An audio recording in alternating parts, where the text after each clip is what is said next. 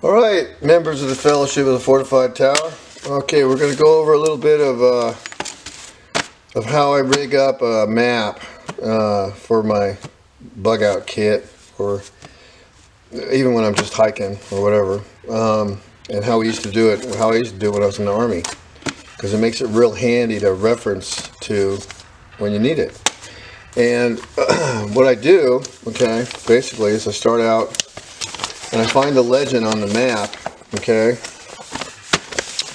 Now, let me see if I can get this in a place where you can see it.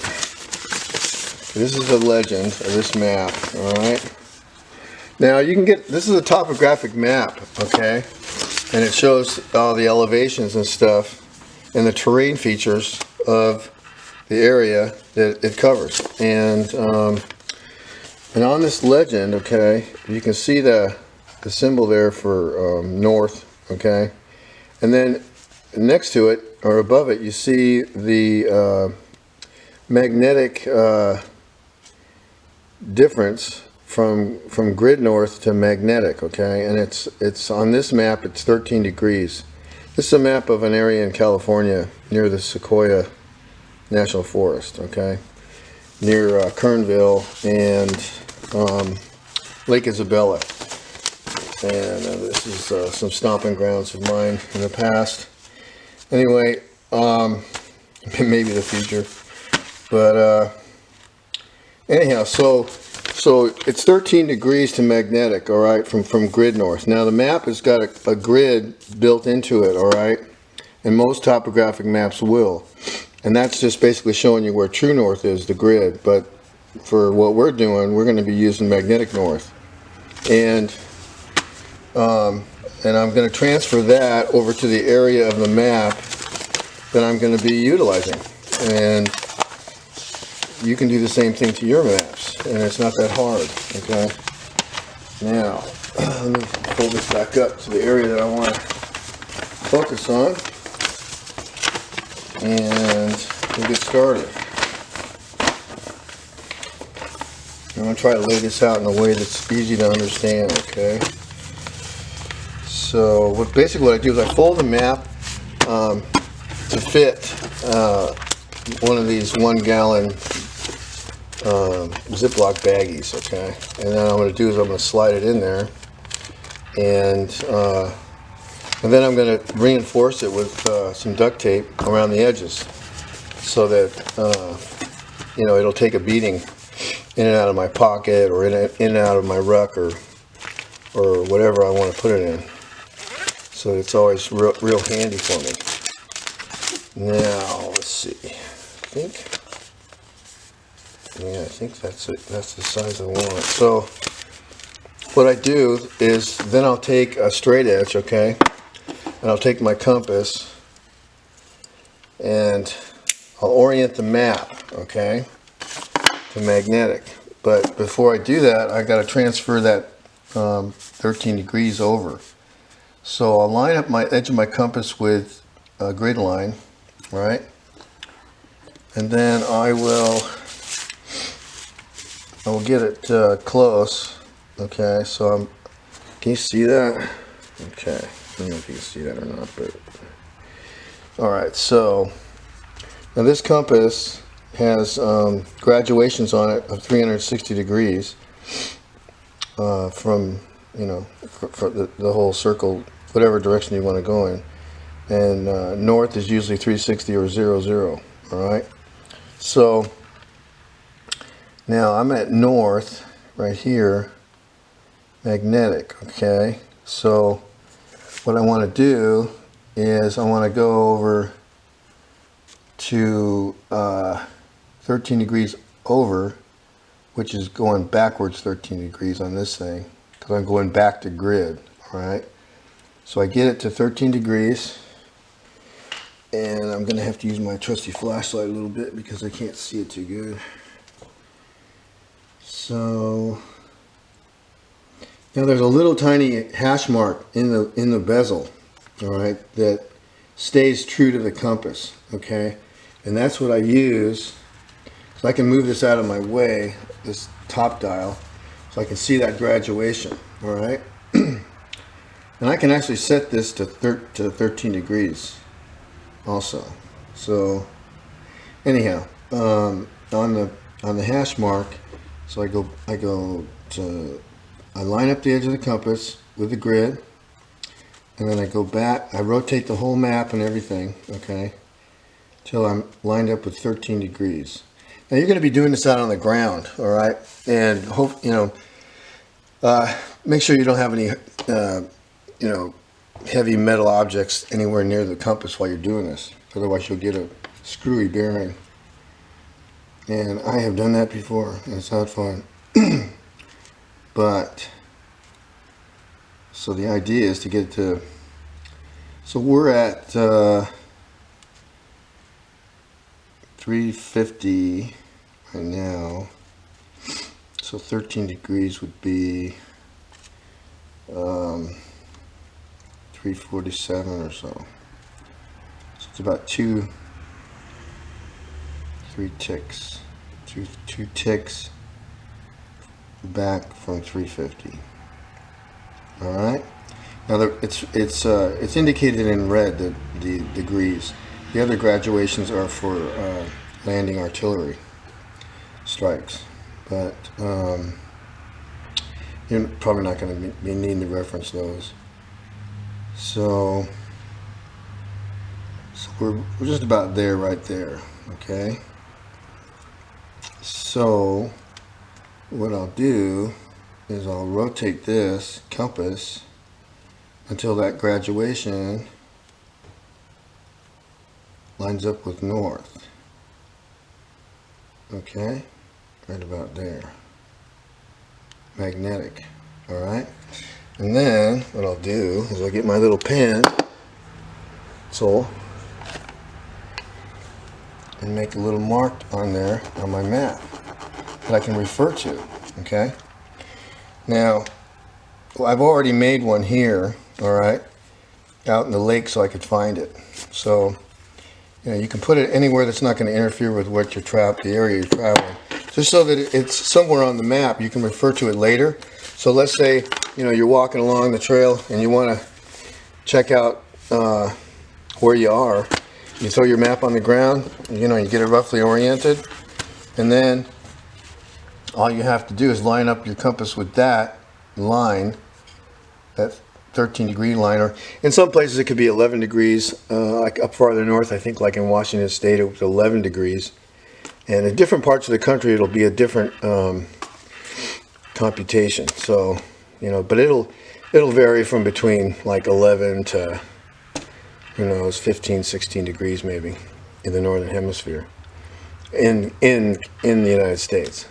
But elsewhere it could be different. And if you're in the southern hemisphere, it's a whole nother gig. It's just reversed.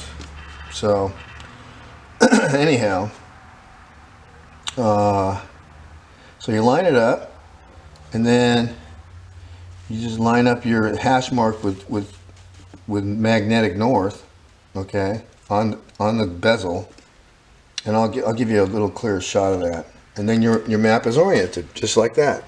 So everything on this map, let's say I was at this dam right here, right? So I'm standing at the dam, or I'm off to the side of it. I'm off to this side of it, and I'm wanting to get to Kernville. Okay, this is Lake Isabella, and this is called Wolford Heights.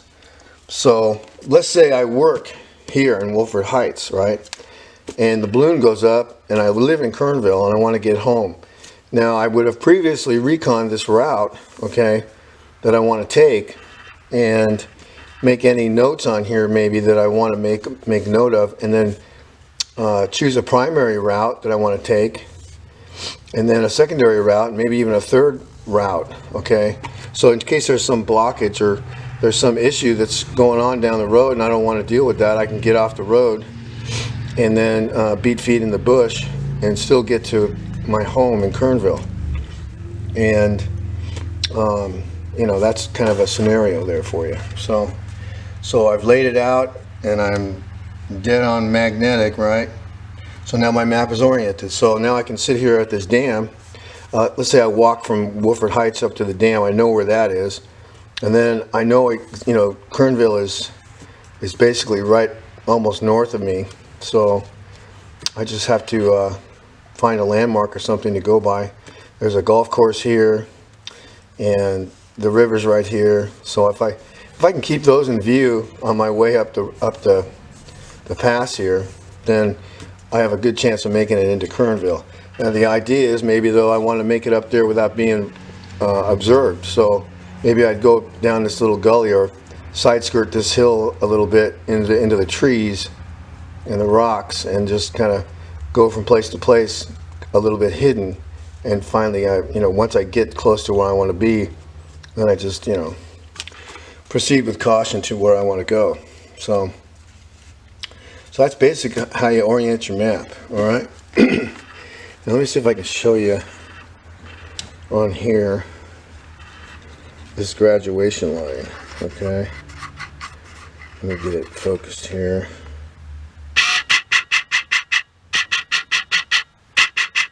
That's about as close as I can get it. Let's see. Let's try it a little better.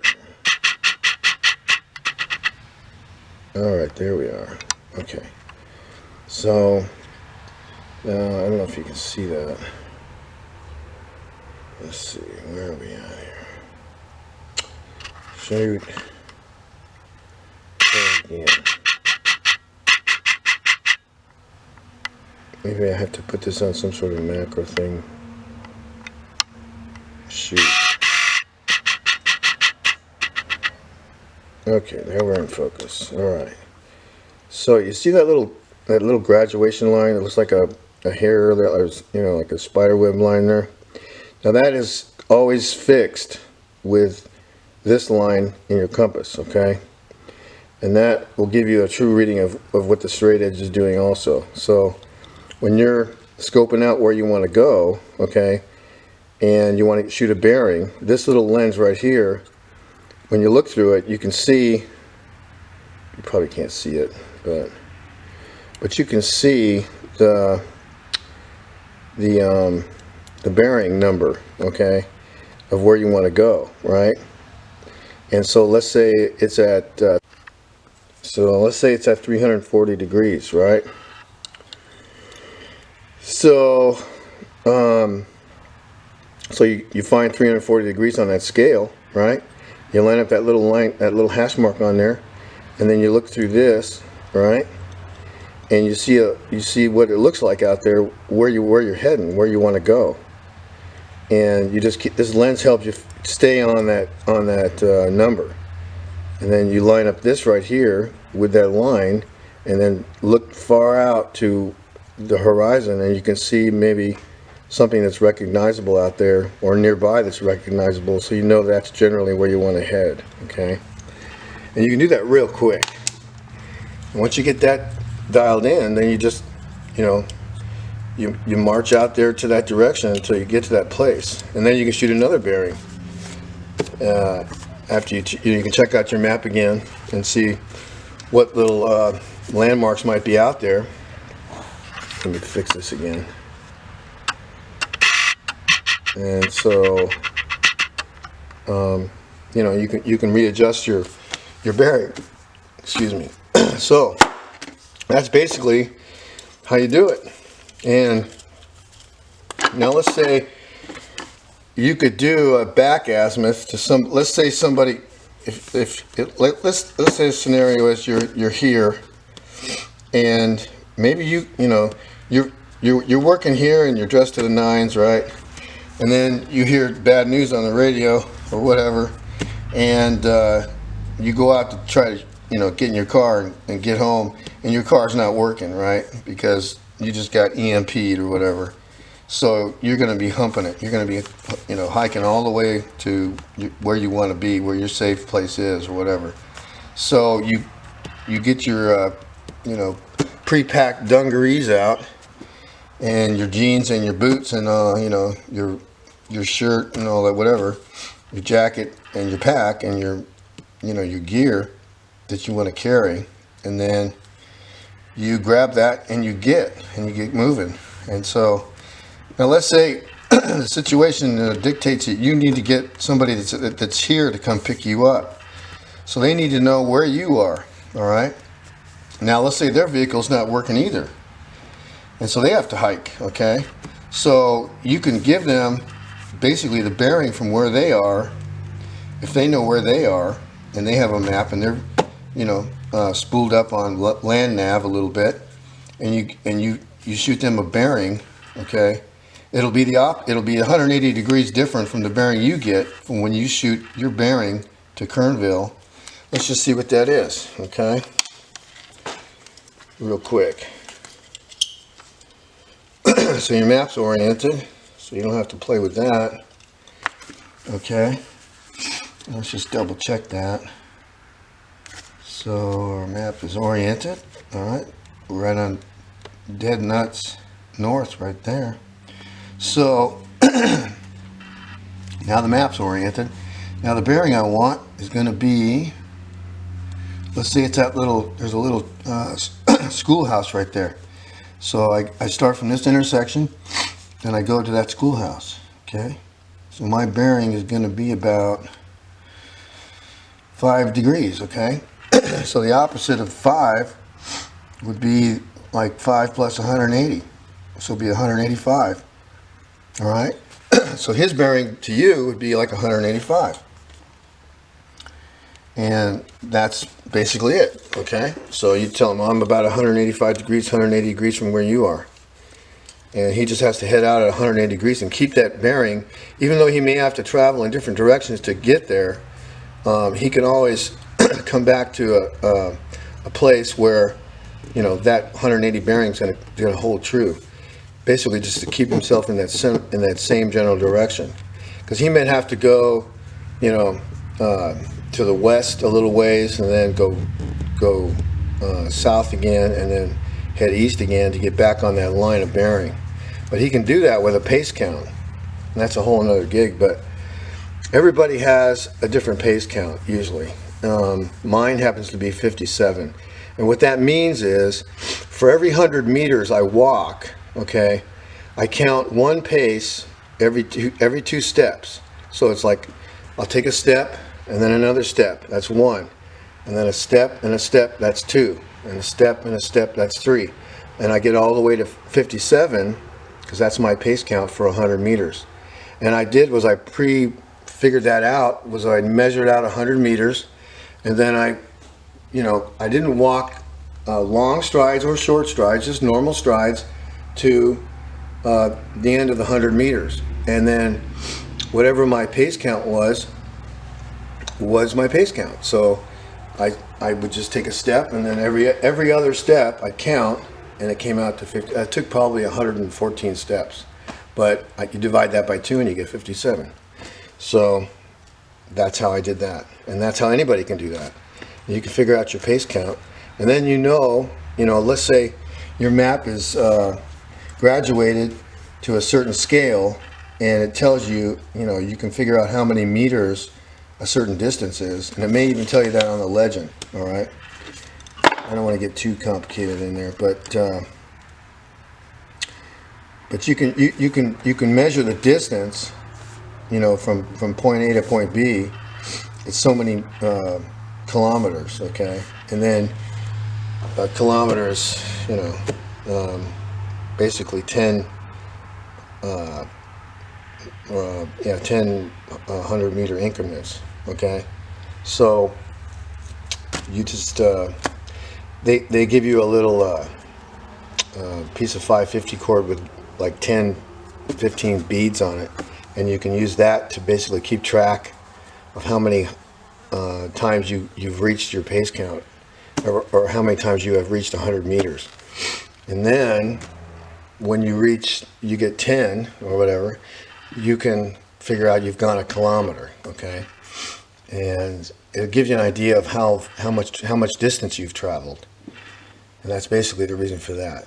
Okay, so if you know the distance you need to travel, like let's say you're working in Alhambra and you live in North Hollywood, and that's going to be quite a ways. That's going to be probably 5 or 6, 8 miles, something like that. So you can figure out by your pace count how far you've traveled, and You know, there's no reason to really get that complicated with this scenario, okay? So, and that's why it's good to, to pre-plan and do a little bit of a recon, and know where you work and know where you live, and then figure out what's in between there. And then you can also keep your eyes open and make a note of the different things that are on that route, or on these different routes that you have established on your map. And some of those things might become useful to you during your travels. So it's a good idea to make notes about where certain resources might be, like water, or possible food resources, or anything that can be of use. So, while you're traveling to work, instead of just cranking on the news and listening to the radio, blah, blah, blah, you could be actually paying attention to what the heck's around you on the way and on the way back, and make note of it, because in a pinch, all that stuff might become very valuable to know. And it would be a good idea to do that. So, now, what we want to do is, we're going to reinforce this map. Is this thing still working? Yeah. Alright, so what I do is then I fold the map up after I looked at my legend, and I fold the map up to the size that I want it to fit inside this bag. Alright. And so then I just shove it in there. And hopefully it fits in this bag without too much trouble. May have to adjust the map a little bit, but you get the idea. So then,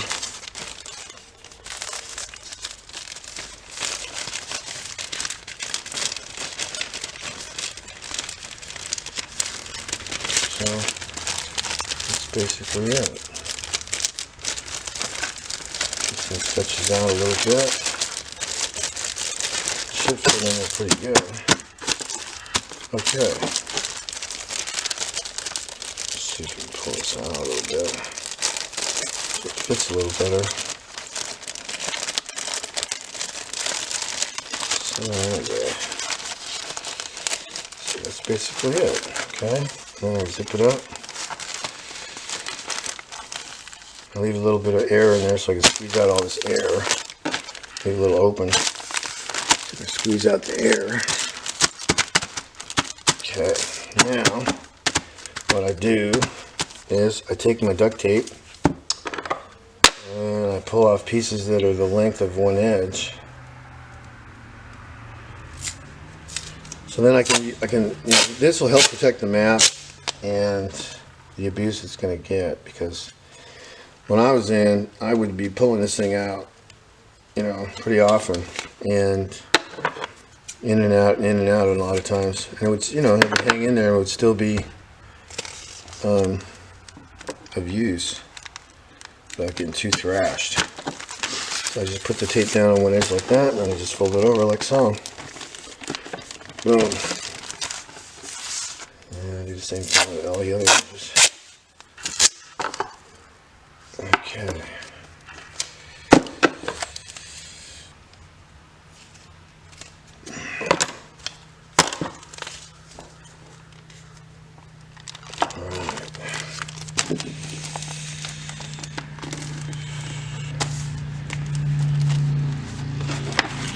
Try that a little bit.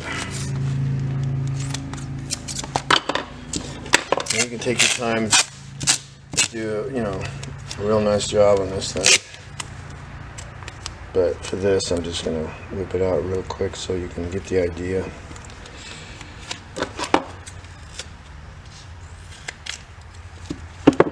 You can do this with regular, state maps and things like that too.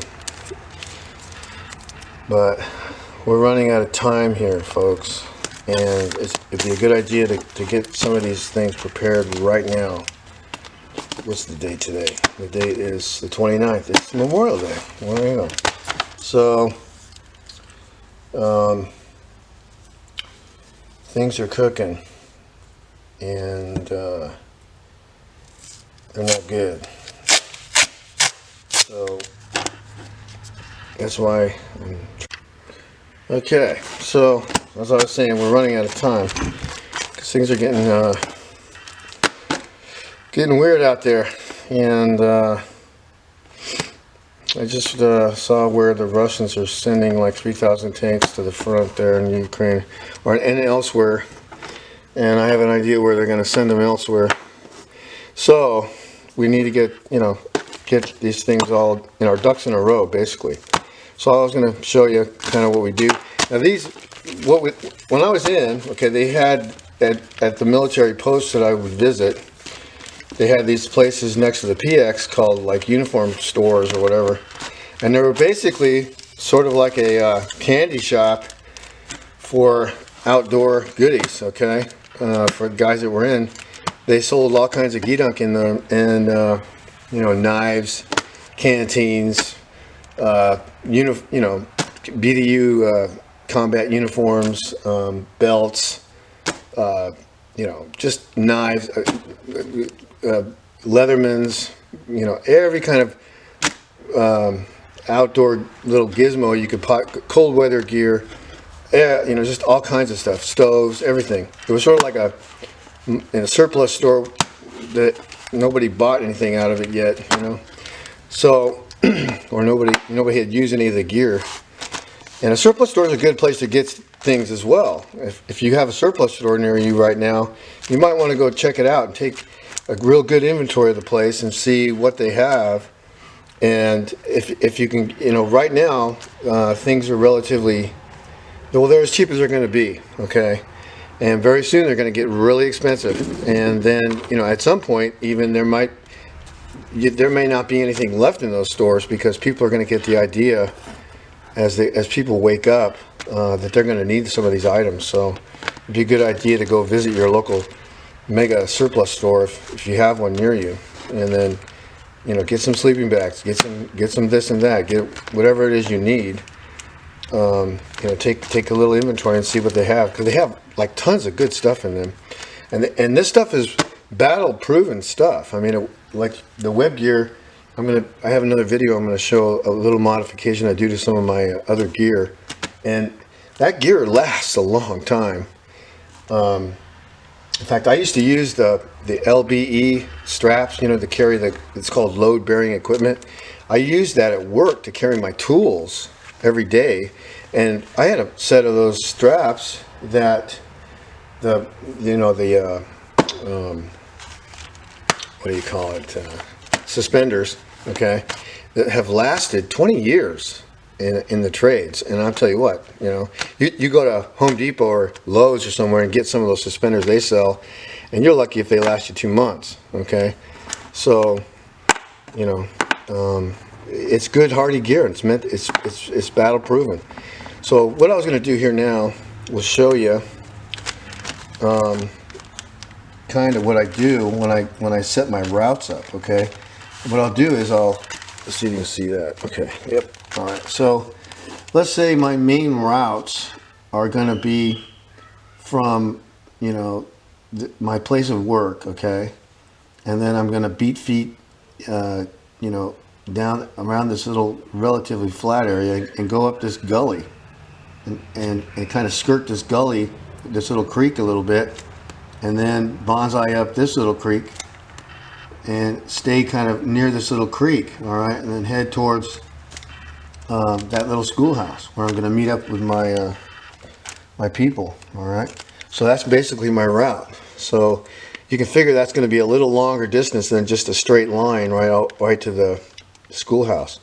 So that's increased my my traveling distance and my time that it's going to take me to get there. But if I reconned it beforehand and I checked it out when things were good, then I know how long it's going to take me if I don't if I don't come across any obstacles, okay? So then I have a baseline idea of when my time of arrival is going to be there, all right?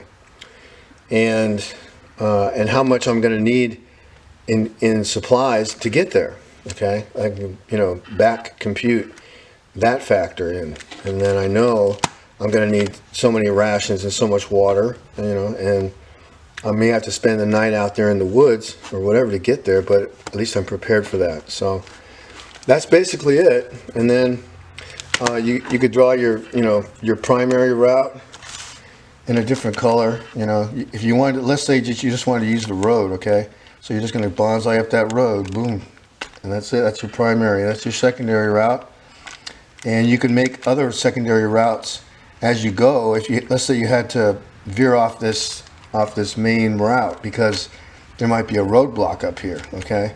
So you want to get out of that before you get there. So you want to maybe bonsai down this little gully to this little creek, and then continue on your little path to the schoolhouse.